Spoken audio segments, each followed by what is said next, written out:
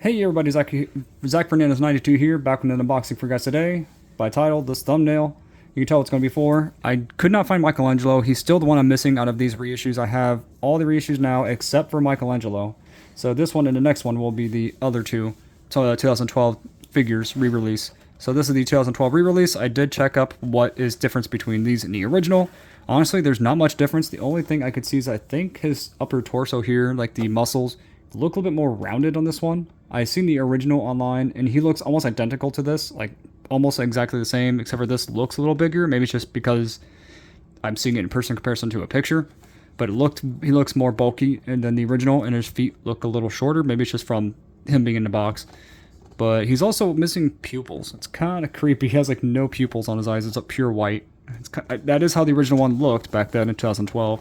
He comes with two shurikens and a very skinny sword that looks breakable, so just be careful on that. They've gone up in price from $9.98 to $10.98 now, with Walmart choosing to bring their prices up for no reason. They say 2024, but they are 2025 re-release. I even went to TMNT to verify. It does say 2025 as well. So these are 2025 re-releases. For some reason they say 24, so I'm going to assume that they were manufactured last year. But yeah, I now have all of these figures that are reissued except for Michelangelo.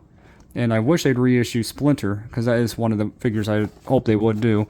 But this is a really nice looking figure. It's not perfect. This is not my very favorite Shredder. My favorite version is still probably the 80s cartoon Shredder. It's a toss-up between 2003 Shredder and this one that I do like in terms of the character, but I kind of like the more goofy 1980s version of Shredder, pretty much similar to this guy here. I have a lot of Shredders. Just another one added to collection. 3, 6, 7, 8. So this will be my 9th Shredder. But he is the smallest, or probably one of the smallest, besides the Super Shredder that fell backwards there. Let's see if I can stand him up. There we go. But I'll pause the video, and I'll be right back to open him up. Alright, back. I literally just got him out. And here is the box without him in it. Comes with this little paper insert that I'm going to obviously keep once I put this back together and put it in my closet for a while. Got that little information card there. And then I did not take them out, but he does have shurikens that are just like the original release.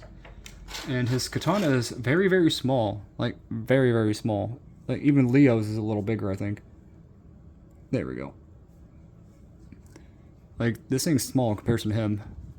He looks bigger on camera than he does in real life. He is pretty small, but he is taller than the reissue of the Super Shredder. Not by like a lot. Let's see, his articulation is actually better than I was expecting, because he looks cheaply made, to be honest. But that's probably how the original looked. So with his head, it looks like it's just a swivel.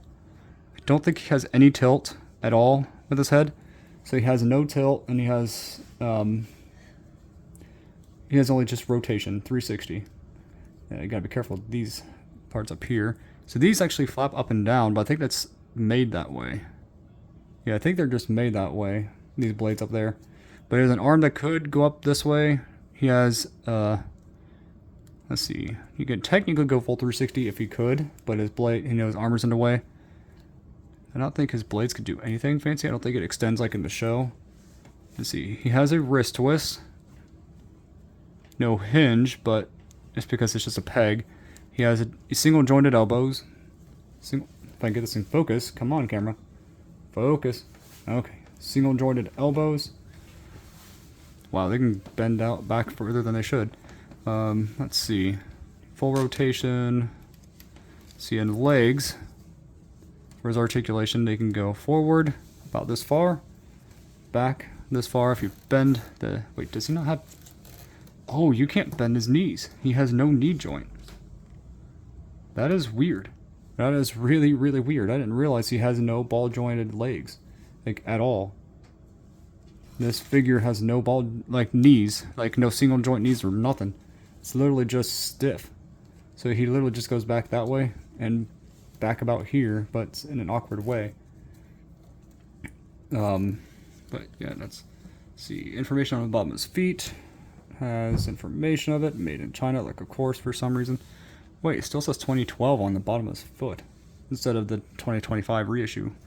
But so he has he has swivel on his wrist and 90-degree elbow. So that's at least a good thing. His joints are fairly nice. I wouldn't say they're 2012 turtle, like, themselves nice.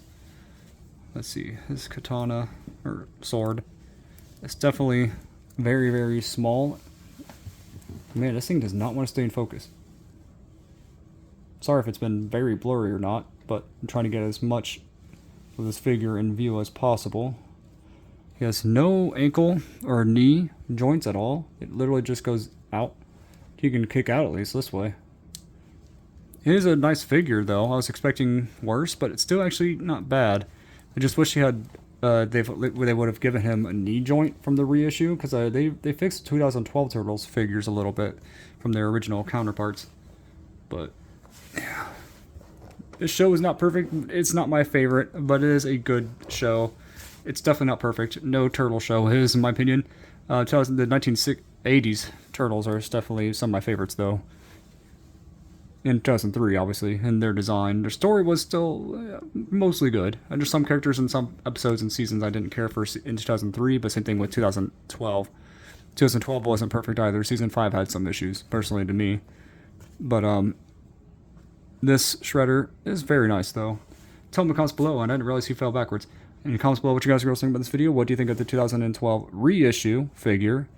I think it's not bad. A pretty good figure. I kind of wish they would have fixed his knee articulation. At least have something. But see you next time, and God bless.